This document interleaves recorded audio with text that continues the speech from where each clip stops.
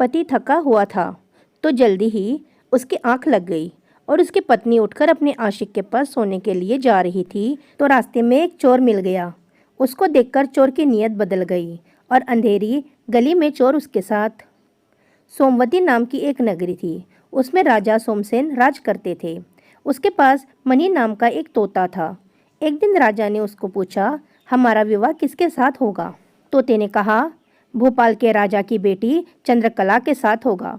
राजा ने ज्योतिष को बुलाकर पूछा तो उसने भी यही कहा। उधर भोपाल की राजकन्या के पास एक मैना थी। उसका नाम था नैना। एक दिन राजकन्या ने उससे पूछा कि मेरा विवाह किसके साथ होगा, तो उसने कह दिया कि सोमवती नगर के राजा सोमसेन के साथ। उसके बाद दोनों का विवाह हो गया। रानी के साथ उसकी मैना भी आ गई। राजा रानी ने तोता मैना का विवाह करके उन्हें भी एक पिंजरे में रख लिया।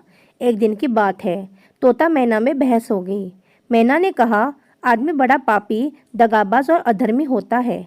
तोते ने कहा, स्त्री झूठी, लालची और हत्यारन होती है। दोनों का झगड़ा बढ़ गया तो राजा ने कहा, क्या बात है, तुम आपस में लड़ क्यों रहे हो? तोते ने कहा, महाराज, उदयपुर में सागर नाम का एक सेठ रहता था। उसका दत्त नाम का एक लड़का था। वहाँ से कुछ दूर पर एक और नगर था, विजयपुर। उसमें सोम नाम का सेठ रहता था। उसकी एक लड़की थी जिसका विवाह दत्त के साथ हुआ था। विवाह के बाद दत्त व्यापार करने परदेश चला गया। बाहर बरस हो गए पर वो ना आया तो उसकी पत्नी व्याकुल होने लगी। एक दिन वो अपनी छत पर खड़ी थी। एक आदमी उसे दिखाई दिया। उसे देखते ही वो उस पर मोहित हो गई। उसने उसे अपनी सखी के घर बुला लिया। रात होते ही वो उस सखी के घर चली जाती और रात भर उस आदमी के साथ और दिन निकलने से पहले ही लौट आती। इस तरह बहुत दिन बीत गए। इस बीच एक दिन उसका पति जो परदेश गया था वो लौट आया। स्त्री बड़ी दुखी हुई। अब वो क्या करे? पति थका हुआ था तो जल्दी ही उसकी आंख लग गई और उसकी पत्नी उठकर अपने आशिक के पास सोने के लिए जा रही थी। रास्ते में एक चोर खड़ा था। वो देखने लगा कि स्त्री कहाँ जाती है। धीरे धीरे वो सहेली के मकान पर पहुंची। वो चोर उसके पीछे पीछे गया। संयोग से उसके आशिक को सांप ने काट लिया और वो मर गया। प्रेमिका ने समझा सो रहा है। वही आंगन में पीपल का एक पेड़ था जिस पर एक पिशाच बैठा ये लीला देख रहा था। उसने उस आदमी के शरीर में प्रवेश करके उस स्त्री से प्रेम किया और अंत में उसकी नाक काट दी और फिर उस आदमी की शव से निकलकर पेड़ पर जा बैठा। प्रेमिका रोते हुए अपनी सहेली के पास गई। सहेली ने कहा कि तुम अपने पति के पास जाओ और वहां बैठकर रोने लग जाओ। कोई पूछे तो कह देना कि पति ने नाक काट ली है। उसने ऐसा ही किया। उसका रोना सुनकर लोग इकट्ठे हो गए। उसका पति जाग गया। उसे सारा हाल मालूम हुआ तो वो बहुत दुखी हुआ।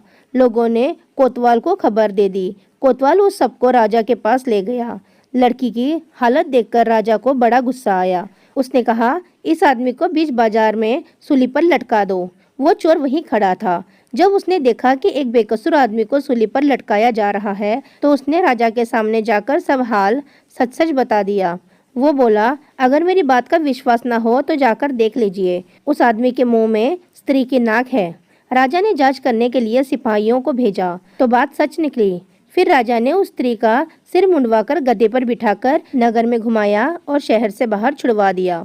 फिर राजा ने मैना से कहा, अब तुम बताओ कि आदमी पापी, दगाबाज और अधर्मी क्यों होता है? इसके बाद मैना ने एक कहानी सुनाई। एक नगर में महाधन नाम का एक सेठ रहता था। विवाह के कुछ दिन बाद उसके घर एक लड़का पैदा हुआ। सेठ ने उसका बहुत अच्छी तरह से लालन पालन किया, पर लड़का बड़ा होकर जुआ खेलने लगा। ये देख सेठ मर गया। लड़के ने अपना सारा धन जुए में खो दिया। जब पास में कुछ न बचा तो वो नगर छोड़कर चंद्रपुरी नामक नगर में जा पहुंचा। वहाँ हेमगुप्त नाम का साहूकार रहता था। उसके पास जाकर उसने अपने पिता का परिचय दिया और कहा कि मैं जहाज लेकर सौदागरी करने गया था।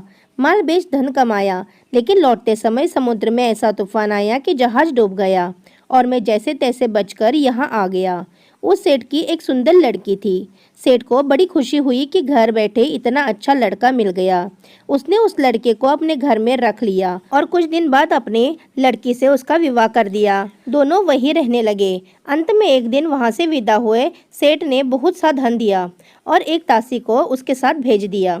रास्ते में एक जंगल पड़ता था। वहां जाकर लड़के ने स्त्री से कहा, यहाँ बहुत ज्यादा डर है, तुम अपने गहने उतारकर मेरी कमर में बांध दो। लड़की ने ऐसा ही किया।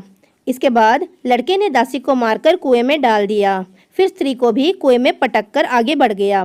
स्त्री रोने लगी। एक मुसाफिर उधर से जा रहा था। जंगल में रोने की आवाज़ सुनकर वो वहां आया, उसे कुएं से निकालकर अपने घर पहुंचा दिया। स्त्री ने घर जाकर माँ बाप से कह दिया कि रास्ते में चोरों ने हमारे गहने छीन लिए और दासी को मारकर मुझे कुएं में धकेलकर भाग गए। बाप ने उसे ढाढ़स बंधाया और कहा कि तू चिंता मत कर, तेरा स्वामी जीवित होगा और किसी दिन आ जाएगा। उधर वो लड़का जेवर लेकर शहर पहुंच गया। उसे तो जुए की लत लगी थी।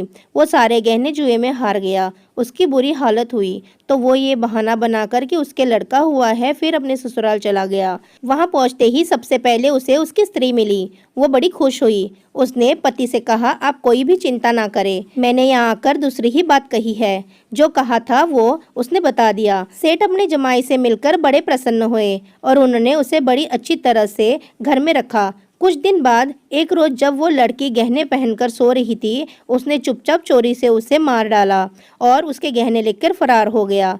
मैना बोली, महाराज ये सब मैंने अपनी आंखों से देखा है। ऐसा दुष्ट होता है आदमी। ये कहानी सुनकर तोता बोला, राजा आप बताओ कि दोनों में ज्यादा पापी कौन है? राजा ने कहा, स्त्री। मैना ने पूछा, कैसे? राजा ने कहा, मर्द कैसा भी दुष्ट हो, उसे धर्म का थोड़ा बहुत ज्ञान रहता है, स्त्री को नहीं रहता, इसलिए वो अधिक पापन है। दोस्तों, आपकी नज़रों में कौन ज़्यादा पापी है? कमेंट में ज़रूर बताएं। वीडियो पसंद आई हो तो वीडियो को लाइक और शेयर ज़रूर कर देना। धन्यवाद।